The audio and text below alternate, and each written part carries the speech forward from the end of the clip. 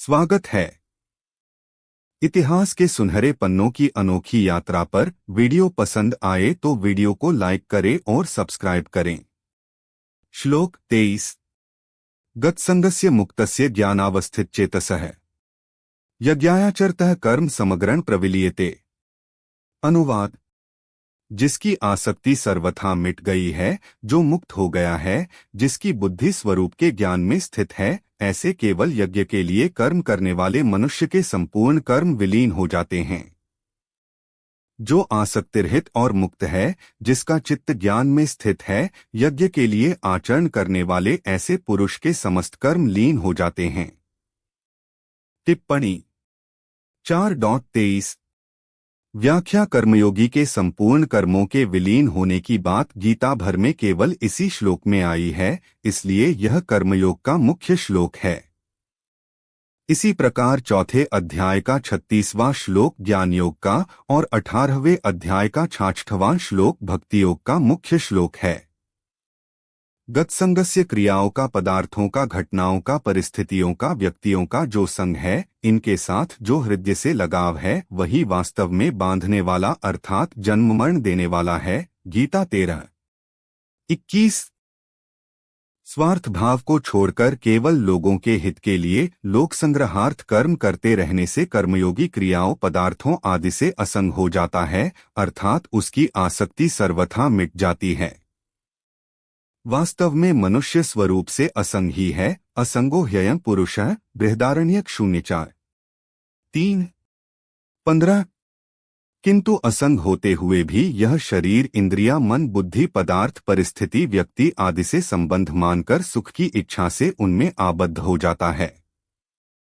मेरी मनचाही हो अर्थात जो मैं चाहता हूँ वही हो और जो मैं नहीं चाहता वह नहीं हो, ऐसा भाव जब तक रहता है तब तक यह संग बढ़ता ही रहता है। वास्तव में होता वही है जो होने वाला है। जो होने वाला है उसे चाहे या न चाहे वह होगा ही, और जो नहीं होने वाला है उसे चाहे या न चाहे वह नहीं होगा। आथ अपनी मनचाही करके मनुष्य व्यर्थ में बिना कारण फंसता है और दुख पाता है।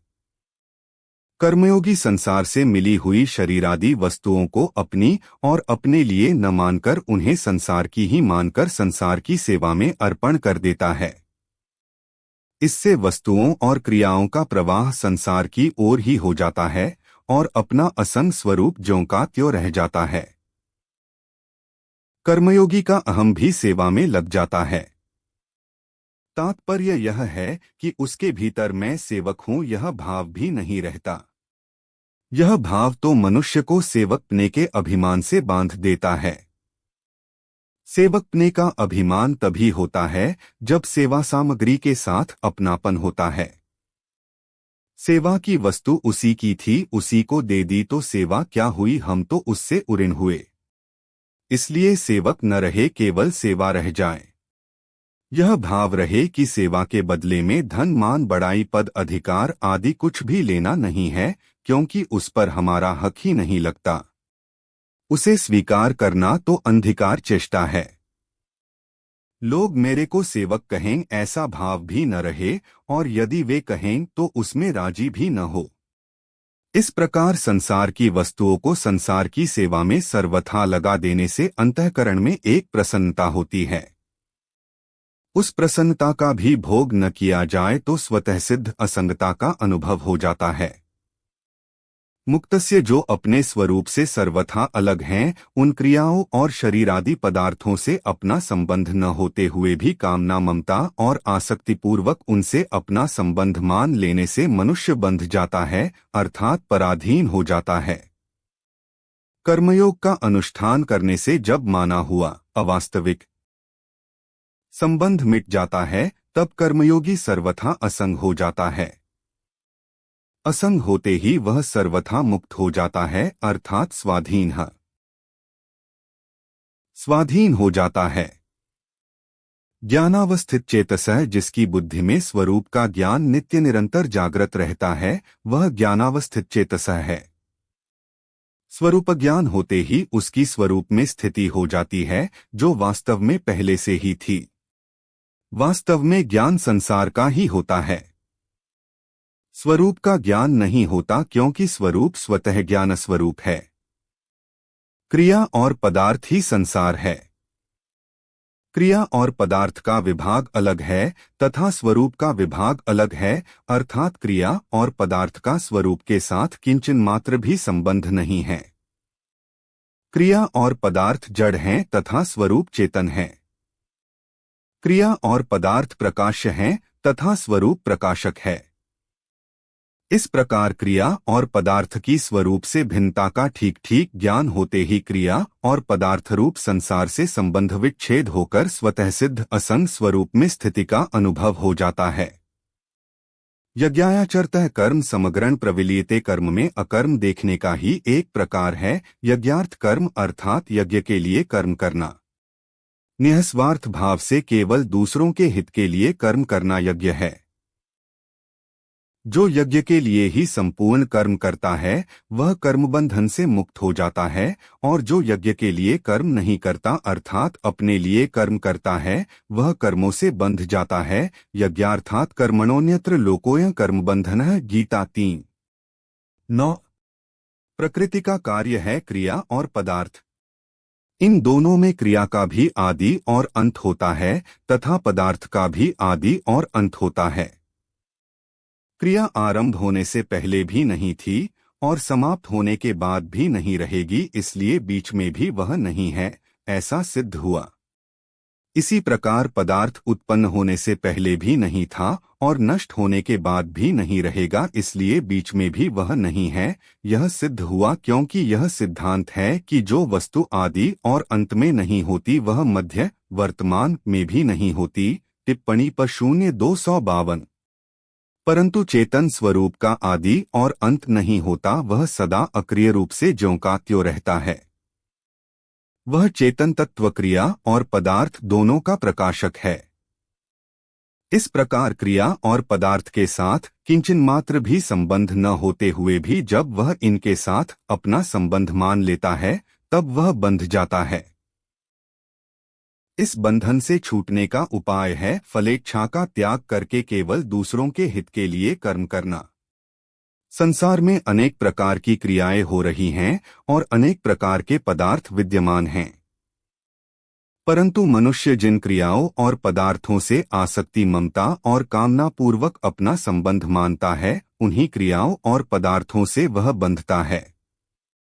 जब मनुष्य कामना ममता और आसक्ति का त्याग करके केवल दूसरों के हित के लिए संपूर्ण कर्म करता है और मिले हुए पदार्थों को दूसरों का ही मानकर उनकी सेवा में लगाता है, तब कर्मयोगी के संपूर्ण क्रियमाण संचित और प्रारब्ध कर्म विलीन हो जाते हैं, अर्थात उसे कर्मों के साथ अपनी स्वतः सिद्ध असंगता का अनुभव हो जाता है। विशेष बात एक कर्ता-करण और कर्म इन तीनों के मिलने से कर्मों का संचय होता है। गीता 18:18। यदि कर्तापन न रहे तो कर्मों का संग्रह नहीं होता क्योंकि करण और कर्म दोनों कर्ता के ही अधीन हैं। आथ कर्म संचय का मुख्य हेतु कर्तापन ही है। विचार पूर्वक देखा जाए तो कुछ न कुछ पाने की इच्छा से ही करने की इच्छा उत्पन्न होती है, जिससे कर्तापन उत्पन्न होता है। कर्तापन से बंधन होता है जिससे कर्तापन उत्पन्न होता है। कर्तापन से बंधन होता है। जब मनुष्य पाने की इच्छा से अपने लिए कर्म करता है तब उसका कर्तापन दृढ़ हो जाता है। जब कर्मयोगी पाने की इच्छा का त्याग करके केवल यज्ञ के लिए अर्थात दूसरों के हित के लिए कर्म करता है तब उसका कर्तापन दूसरों के लिए होता है, इससे उसे अपनी असंगता का अनुभव हो जाता है। इसलिए उसके द्वारा होने वाले कर्मों का संचय नहीं होता, कारण कि जब आधार कर्तापन ही नहीं रहा तब कर्म टिकेंगे ही कहाँ। कर्मयोग में ममता मेरापन का त्याग और ज्ञानयोग में अहंता मैंपन का त्याग मुख्य है। ममता का त्याग होने से अहंता का और अहंता का त्याग होने से ममता का त्याग स्वतः हो जाता है। इसलिए कर्मयोग में पहले ममता मिटती है फिर अहंता स्वतः मिट जाती है। टिप्पणी पर 0:253.1 और ज्ञानयोग में पहले अहंता मिटती है फिर ममता स्वतः मिट जाती है। अहंता और ममता के मिटने पर कर्तापन और भोक्तापन भी मिट जाते हैं। कर्मयोगी अपने लिए कोई कर्म करता ही नहीं और कुछ चाहता ही नहीं, अतः वह कर्मों के फल का भोक्ता नहीं बनता। जैसे एक व्यक्ति को यहाँ कई दंड भोगने हैं,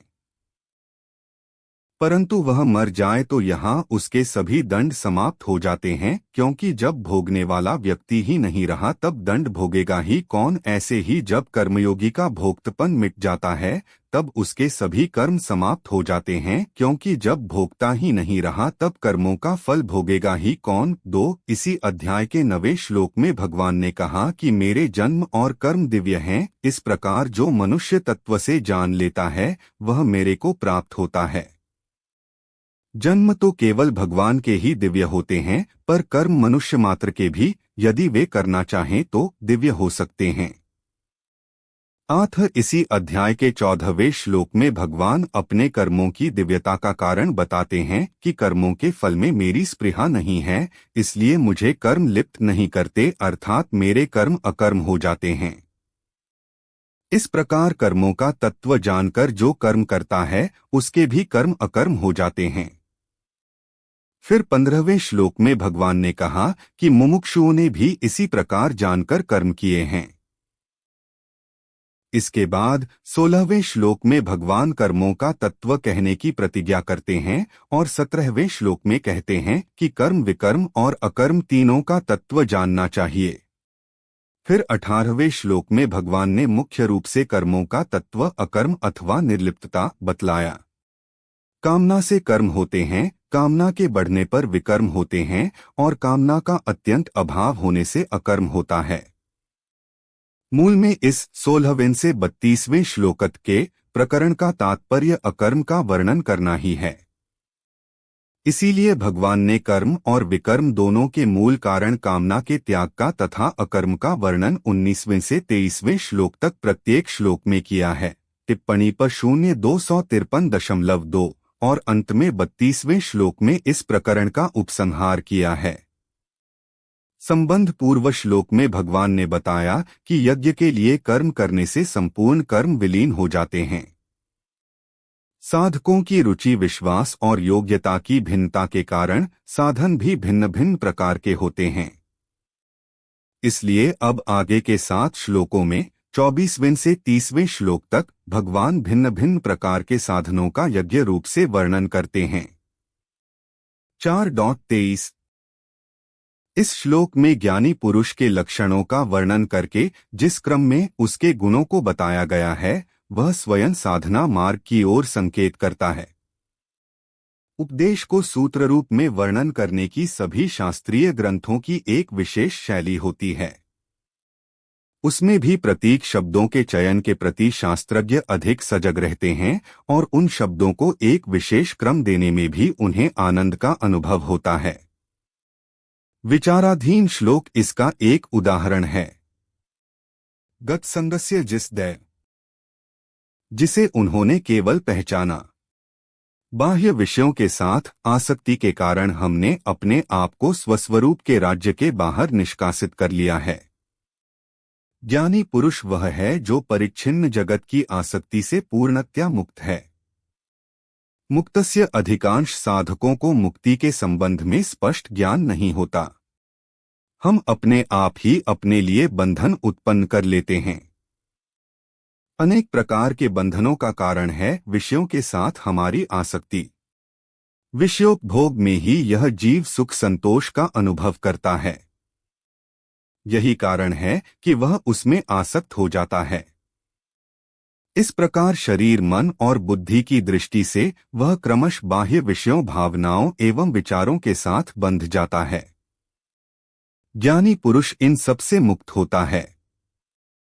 ज्ञानावस्थित चेतस नित्यानित्य वस्तु के विवेक के द्वारा नित्य स्वरूप को पहचानकर उसमें प्राप्त की हुई स्थिति के द्वारा ही विषयासक्ति के बंधन से मुक्ति हो सकती है।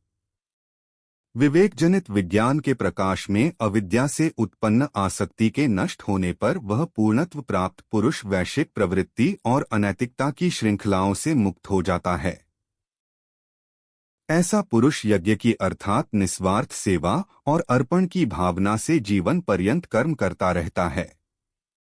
श्री कृष्ण कहते हैं कि यज्ञ के लिए कर्म करने वाले पुरुष के सब कर्म लीन हो जाते हैं, अर्थात वे नई वासनाएं नहीं उत्पन्न करते। वेदों में प्रयुक्त यज्ञ शब्द को लेकर भगवान श्री कृष्ण ने यहाँ उसके अर्थ को और अधिक व्यापक रूप दिया है, जिससे संपूर्ण विश्व में उसकी उपादेयता सिद्ध हो सके।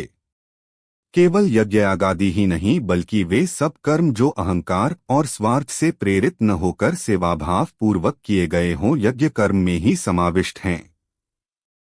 आगे के 6 श्लोकों में लगभग 12 प्रकार के यज्ञों का वर्णन किया गया है, जिसका आचरण प्रत्येक व्यक्ति सर्वत्र सभी परिस्थितियों में और अपने कार्यक्षेत्र में कर सकता है। क्या कारण है कि ज्ञानी पुरुष के कर्म प्रतिक्रिया उत्पन्न किए बिना लीन हो जाते हैं? इसका कारण बताते हुए कहते हैं। श्लोक -24 ब्रह्मार्पण ब्रह्मविर्ब्रह्माग्नो ब्रह्मणाहुतम् ब्रह्मैव तेन गंतव्यम ब्रह्म कर्मस्माधिना। अनुवाद: जिस यज्ञ में अर्पण भी ब्रह्मा है, हवि भी ब्रह्मा है और ब्रह्मरूप कर्ता के द्वारा ब्रह्मरूप अग्नि में आहुति देना रूप क्रिया भी ब्रह्मा है, ऐसे यज्ञ को करने वाले जिस मनुष्य की ब्रह्म में ही कर्मसमाधि हो गई है, उसके द्वारा प्राप्त करने योग्य फल भी ब्रह्मा ही है। अर्पण अर्थात अर्पण करने का साधन श्रुवा ब्रह्मा है और हवि शाकल्य अथवा हवन करने योग्य द्रव्य भी ब्रह्मा है। ब्रह्मरूप अग्नि में ब्रह्मरूप कर्ता के द्वारा जो हवन किया गया है वह भी ब्रह्मा ही है। इस प्रकार ब्रह्मरूप कर्म में समाधिस्थ पुरुष का गंतव्य भी ब्रह्मा ही है। टिप्पणी 4.24 व्याख्या यज्ञ में आहुति मुख्य होती है। वह आहुति तब पूर्ण होती है जब वह अग्निरूप ही हो जाए, अर्थात हव्य पदार्थ की अग्नि से अलग सत्ता ही न रहे। इसी प्रकार जितने भी साधन हैं सब साध्य रूप हो जाए तभी वे यज्ञ होते हैं। जितने भी यज्ञ हैं उनमें परमात्म तत्व का अनुभव करना भावना नहीं है, प्रत्युत वास्तविकता है।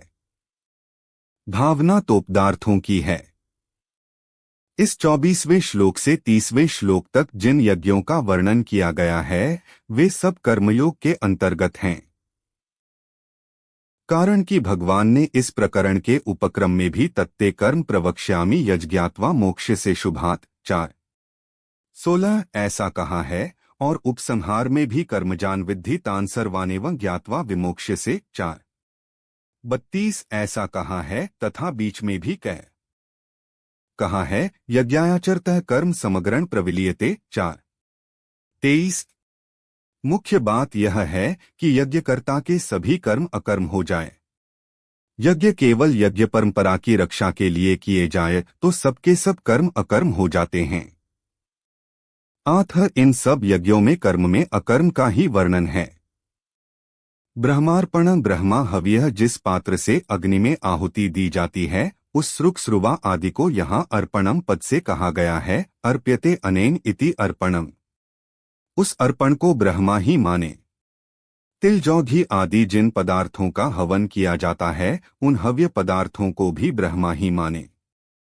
ब्रह्माग्नो ब्रह्मणाहुतम आहुति देने वाला भी ब्रह्मा ही है। गीता 13:2 जिसमें आहुति दी जा रही है वह अग्नि भी ब्रह्मा ही है और आहुति देना रूप क्रिया भी ब्रह्मा ही है, ऐसा माने। ब्रह्म कर्म समाधिना जैसे हवन करने वाला पुरुष श्रुवा हवि अग्नि आदि सबको ब्रह्म का ही स्वरूप मानता है, ऐसे ही जो प्रत्येक कर्म में कर्ता करण कर्म और पदार्थ सबको ब्रह्मरूप ही अनुभव करता है उस पुरुष की ब्रह्म में ही कर्म समाधि होती है, अर्थात उसकी संपूर्ण कर्मों में ब्रह्म बुद्धि होती है। उसके लिए संपूर्ण कर्म ब्रह्मरूप ही बन जाते हैं। ब्रह्म के सिवाय कर्मों का अपना कोई अलग स्वरूप रहता ही नहीं। ब्रह्मैव तेन गंतव्यम ब्रह्म में ही कर्म समाधि होने से जिसके संपूर्ण कर्म ब्रह्मरूप ही बन गए हैं उसे फल के रूप में निःसंदेह ब्रह्म की ही प्राप्ति होती है। कारण कि उसकी दृष्टि में ब्रह्म के सिवाय और किसी की स्वतंत्र सत्ता रहती ही नहीं। इस 24वें श्लोक को शिष्टजन भोजन के समय बोलते हैं जिससे भोजरूप कर्म भी यज्ञ बन जाए।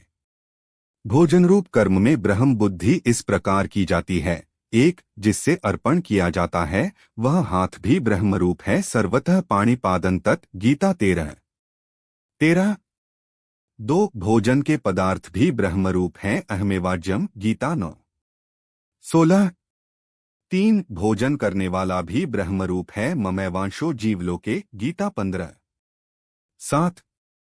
चार, जठराग्नि भी ब्रह्म रूप है। वैश्वानरः गीता 15:14। पांच, भोजन करना रूप क्रिया अर्थात जठराग्नि में अन्न की आहुति देना रूप क्रिया भी ब्रह्मा है। हुतम गीता 9:16। छह, इस प्रकार भोजन करने वाले मनुष्यों के द्वारा प्राप्त करने योग्य फल भी ब्रह्मा ही है। यज्ञ शिष्टामृत भुजो यान्ति ब्रह्मा सनातन गीता 4:21। मार्मिक बात, प्रकृति के कार्य संसार का स्वरूप है। क्रिया और पदार्थ वास्तविक दृष्टि से देखा जाए तो प्रकृति या संसार क्रियारूप ही है। टिप्पणी पर 0:255। कारण कि पदार्थ एक क्षण भी स्थिर नहीं रहता, उसमें निरंतर परिवर्तन होता रहता है। वास्तव में पदार्थ परिवर्तन रूप क्रिया का पुंज ही है। केवल राग के कारण पदार्थ की मुख्यता दिखती है। संपूर्ण क्रियाएं अभाव में जा रही हैं। संसार अभाव रूप ही है।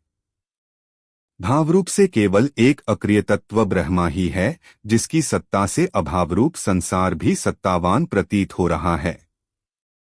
संसार की अभाव रूपता को इस प्रकार से समझ सकते हैं। संसार की तीन अवस्थाएं दिखती हैं। उत्पत्ति, स्थिति और प्रलय। जैसे वस्तु उत्पन्न होती है, फिर रहती है और अंत में नष्ट हो जाती है, अथवा मनुष्य जन्म लेता है, फिर रहता है और अंत में मर जाता है। इससे आगे विचार करें तो केवल उत्पत्ति और प्रलय का ही क्रम है, स्थिति वस्तुतः है ही नहीं। जैसे यदि मनुष्य की पूरी आयु 50 वर्ष की है तो 20 वर्ष बीतने पर उसकी आयु 30 वर्ष ही रह जाती है। इससे आगे विचार करें तो केवल प्रलय ही प्रलय, नाश ही नाश है, उत्पत्ति है ही नहीं। जैसे आयु के जितने वर्ष बीत गए उतने वर्ष मनुष्य मर ही गया। इस प्रकार मनुष्य प्रतिक्षण ही मर रहा है, उसका जीवन प्रतिक्षण ही मृत्यु में जा रहा है। दृश्यमात्र प्रतिक्षण अदृश्य में जा रहा है। प्रलय अभाव का ही नाम है, इसलिए अभाव ही शेष रहा। अभाव की सत्ता भावरूप ब्रह्म पर ही टिकी हुई है। भावरूप से एक ब्रह्मा ही शेष रहा। सर्वं खल्विदं ब्रह्मा। छांदोग्य 0:3-14। एक, वासुदेवः सर्वम् गीता 7:19। 4:24। यह एक प्रसिद्ध श्लोक है जिसको भारत में भोजन प्रारंभ करने के पूर्व पढ़ा जाता है, किंतु अधिकांश लोग न तो इसका अर्थ जानते हैं और न जानने का प्रयत्न ही करते हैं। तथापि इसका अर्थ गंभीर है और इसमें संपूर्ण वेदांत के सार को बता दिया गया है। वह अनंत पारमार्थिक सत्य जो इस दृश्यमान नित्य परिवर्तनशील जगत का अधिष्ठान है, वेदांत में ब्रह्मा शब्द के द्वारा निर्देशित किया जाता है। यही ब्रह्मा एक शरीर से परिच्छिन्न सा हुआ आत्मा कहलाता है। एक ही तत्व इन दो शब्दों से लक्षित किया है और वेदांत केसरी की यह गर्जना है कि आत्मा ही ब्रह्मा है। इस श्लोक में वैदिक यज्ञ का रूपक है। प्रत्येक यज्ञ में 4 प्रमुख आवश्यक वस्तुएं होती हैं। 1, यज्ञ का देवता जिसे आहुति दी जाती है। 2, अग्नि। 3, हवन के योग्य द्रव्य पदार्थ हवि, शाकल्य। और 4, यज्ञकर्ता व्यक्ति। यज्ञ भावना से कर्म करते हुए ज्ञानी पुरुष की मन की स्थिति एवं अनुभूति का वर्णन इस श्लोक में किया गया है। उसके अनुभव की दृष्टि से एक पारमार्थिक सत्य ही विद्यमान है, न कि अविद्या से उत्पन्न नामरूपमय यह जगत। अत वह जानता है कि सभी यज्ञों की उत्पत्ति ब्रह्मा से ही होती है, जिनमें देवता, अग्नि, हवि और यज्ञकर्ता सभी ब्रह्मा हैं। जब एक तरंग दूसरी तरंग पर से उछलती हुई अन्य साथी तरंग से मिल जाती है, तब इस दृश्य को देखते हुए हम जानते हैं कि ये सब तरंगे समुद्र के अतिरिक्त और कुछ नहीं हैं। समुद्र में ही समुद्र का खेल चल रहा है। यदि कोई व्यक्ति जगत के असंख्य नामरूपों कर्मों और व्यवहारों में अंतर्बाह्य व्याप्त अधिष्ठान स्वरूप परमार्थ तत्व को देख सकता है, तो फिर उसे सर्वत्र सभी परिस्थितियों में वस्तुओं और प्राणियों का दर्शन अनंत आनंद स्वरूप सत्य का ही स्मरण कराता है। संत पुरुष ब्रह्मा का ही आह्वान करके प्रत्येक कर्म करता है, इसलिए उसके सब कर्म लीन हो जाते हैं। भोजन के पूर्व इस श्लोक के पाठ का प्रयोजन अब स्वतः स्पष्ट हो जाता है। शरीर धारण के लिए भोजन आवश्यक है और तीव्र क्षुधा लगने पर किसी भी प्रकार का अन्न स्वादिष्ट लगता है। इस प्रार्थना का भाव यह है कि भोजन के समय भी हमें सत्य का विस्मरण नहीं होना चाहिए। यह ध्यान रहे कि भोक्ता रूप ब्रह्मा का आह्वान करके अन्न रूप ब्रह्मा की आहुति उदर में स्थित अग्निरूप ब्रह्मा को ही दे रहा है। इस ज्ञान का निरंतर स्मरण रहने पर मनुष्य भोगों से ऊपर उठकर अपने अनंत स्वरूप को प्राप्त कर लेता है। यज्ञ की सर्वोच्च भावना को स्पष्ट करने के पश्चात भगवान अर्जुन को समझाते हैं कि सम्यक भावना के होने से किस प्रकार प्रत्येक कर्म यज्ञ बन जाता है। श्लोक 25 दैव में वापरे यज्ञ योगिनः पर्युपास्ते ब्रह्माग्नाव परे यज्ञ यज्ञैनैवोपजुह्वति। अनुवाद।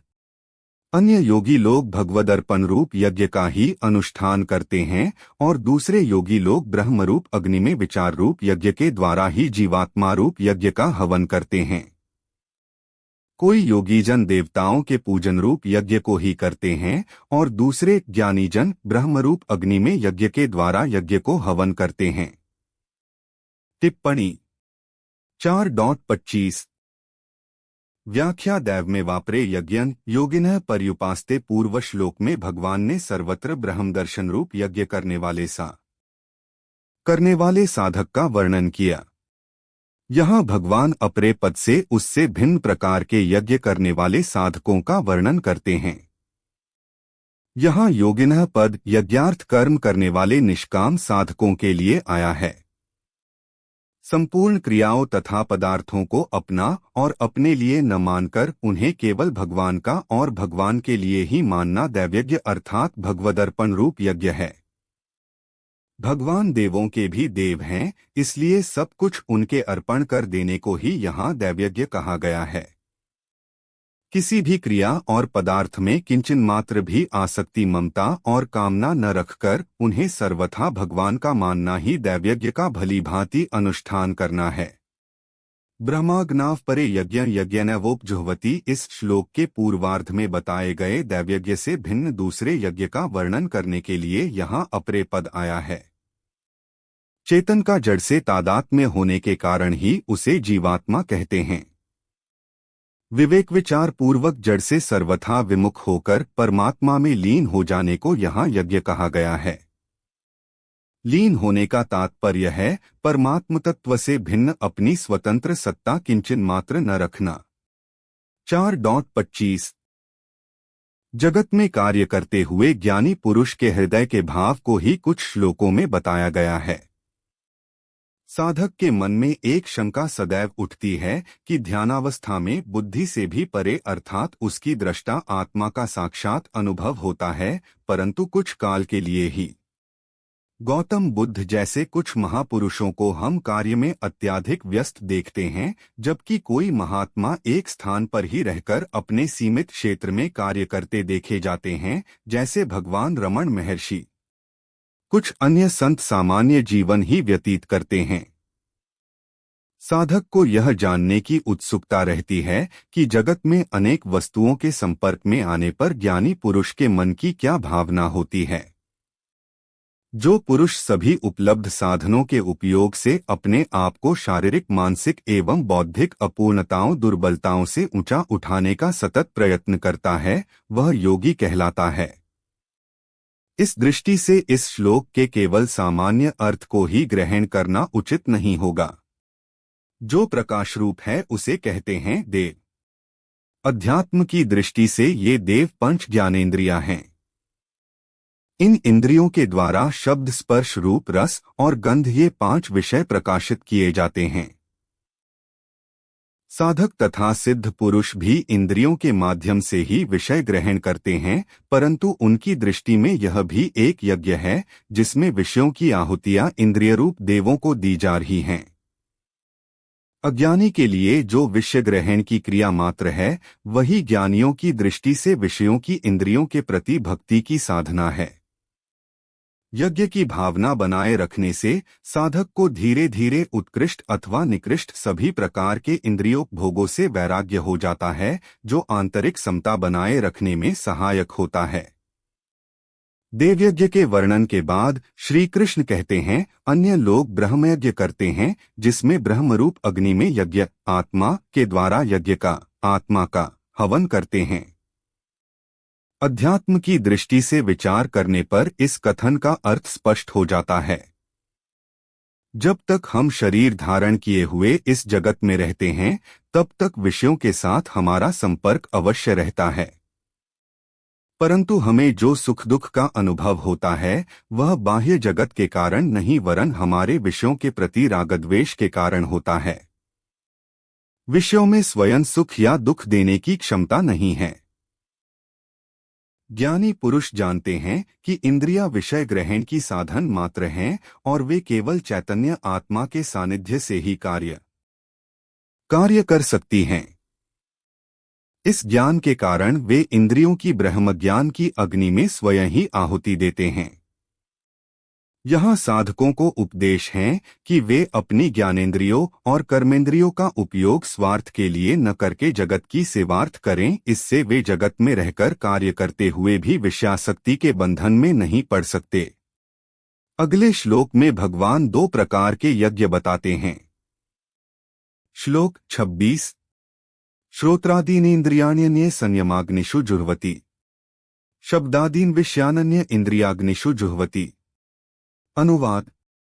अन्य योगी लोग श्रोत्रादि समस्त इंद्रियों का संयम रूप अग्नियों में हवन किया करते हैं और दूसरे योगी लोग शब्दादि विषयों का इंद्रिय रूप अग्नियों में हवन किया करते हैं। अन्य योगी जन श्रोत्रादिक सब इंद्रियों को संयम रूप अग्नि में हवन करते हैं और अन्य लोग शब्दादिक विषयों को इंद्रिय रूप अग्नि में हवन करते हैं। टिप्पणी 4.26 व्याख्या। श्रोत्रादीनेन्द्रियाण्यन्ये संयमाग्निषु जुह्वति, यहाँ संयम रूप अग्नियों में इंद्रियों की आहुति देने को यज्ञ कहा गया है। तात्पर्य यह है कि एकांत काल में श्रोत्र, त्वचा, नेत्र, रसना और घ्राण ये पांचों इंद्रियां अपने अपने विषयों क्रमशः शब्द, स्पर्श, रूप, रस और गंध की ओर बिल्कुल प्रवृत्त न हो। इंद्रियां संयम रूप ही बन जाए। पूरा संयम तभी समझना चाहिए जब इंद्रियां, मन, बुद्धि तथा अहम इन सब में से रागासक्ति का सर्वथा अभाव हो जाए। गीता 2:58-59-68। शब्दादीन विषयानन्य इंद्रियाग्निषु जुह्वति, शब्द, स्पर्श, रूप, रस और गंध ये 5 विषय हैं। विषयों का इंद्रिय रूप अग्नियों में हवन करने से वह यज्ञ हो जाता है। तात्पर्य यह है कि व्यवहार काल में विषयों का इंद्रियों से संयोग होते रहने पर भी इंद्रियों में कोई विकार उत्पन्न न हो। गीता 2:64-65। इंद्रियां रागद्वेष से रहित हो जाए। इंद्रियों में रागद्वेष उत्पन्न करने की शक्ति विषयों में रहे ही नहीं। इस श्लोक में कहे गए दोनों प्रकार के यज्ञों में रागासक्ति का सर्वथा अभाव होने पर ही सिद्धि, परमात्म प्राप्ति होती है। रागासक्ति को मिटाने के लिए ही 2 प्रकार की प्रक्रिया का यज्ञ रूप से वर्णन किया गया है। पहली प्रक्रिया में साधक एकांत काल में इंद्रियों का संयम करता है। विवेक, विचार, जप, ध्यान आदि से इंद्रियों का संयम होने लगता है। पूरा संयम होने पर जब राग का अभाव हो जाता है, तब एकांत काल और व्यवहार काल दोनों में उसकी समान स्थिति रहती है। दूसरी प्रक्रिया में साधक व्यवहार काल में रागद्वेष रहित इंद्रियों से व्यवहार करते हुए मन, बुद्धि और अहम से भी रागद्वेष का अभाव कर देता है। राग का अभाव होने पर व्यवहार काल और एकांत काल दोनों में उसकी समान स्थिति रहती है। 4.26 सुपरिचित वैदिक यज्ञ के रूपक के द्वारा यहाँ सब यज्ञों अर्थात साधनाओं का निरूपण अर्जुन के लिए किया गया है। यज्ञ विधि में देवताओं का अनुग्रह प्राप्त करने के लिए अग्नि में आहुतियां दी जाती थीं। इस रूपक के द्वारा यह दर्शाया गया है कि इस विधि में न केवल आहुति भस्म हो जाती है बल्कि उसके साथ ही देवता का आशीर्वाद भी प्राप्त होता है। आत्मज्ञानी पुरुष अथवा साधकगण श्रोत्रादि इंद्रियों की आहुति संयमाग्नि में देते हैं, अर्थात वे आत्मसंयम का जीवन जीते हैं। इस प्रकार इंद्रियों की बहिर्मुखी प्रवृत्ति भस्म हो जाती है और साधक को आंतरिक स्वातंत्र्य का आनंद भी प्राप्त होता है। यह एक सुविदित तथ्य है कि इंद्रियों को जितना अधिक संतुष्ट रखने का प्रयत्न हम करते हैं, वे उतनी ही अधिक प्रमथनशील होकर हमारी शांति को लूट ले जाती हैं। आत्मसंयम की साधन। आत्मसंयम की साधना के अभ्यास के द्वारा ही साधक को ध्यान की योग्यता प्राप्त होती है। इस श्लोक की प्रथम पंक्ति में इंद्रिय संयम का उपदेश है तो दूसरी पंक्ति में मन संयम का। इंद्रियों के द्वारा बाह्य विषयों की संवेदनाएं प्राप्त करके ही मन का अस्तित्व बना रहता है। जहां शब्दस्पर्शादि 5 विषयों का ग्रहण नहीं होता, वहां मन कार्य कर ही नहीं सकता। इसलिए विषयों से मन को अप्रभावित रखने की साधना यहाँ बताई गई है, जिसके अभ्यास से ध्यानाभ्यास के लिए आवश्यक मन की स्थिरता प्राप्त की जा सकती है। जिस पुरुष ने मन को पूर्ण रूप से संयमित कर लिया है, उसके विषय में भगवान कहते हैं, अन्य साधक शब्दादिक विषयों को इंद्रियाग्नि में आहुति देते हैं। प्रथम विधि में विषयों की संवेदनाओं को इंद्रियों के प्रवेश द्वार पर ही संयमित किया जाता है, जबकि दूसरी विधि में अभ्यांतर में मन के सूक्ष्मतर स्तर पर उन्हें नियंत्रित करने की साधना है। और भी दूसरे प्रकार के यज्ञ बताते हुए भगवान कहते हैं। वीडियो पसंद आया हो तो चैनल को सब्सक्राइब करें और वीडियो को लाइक करें।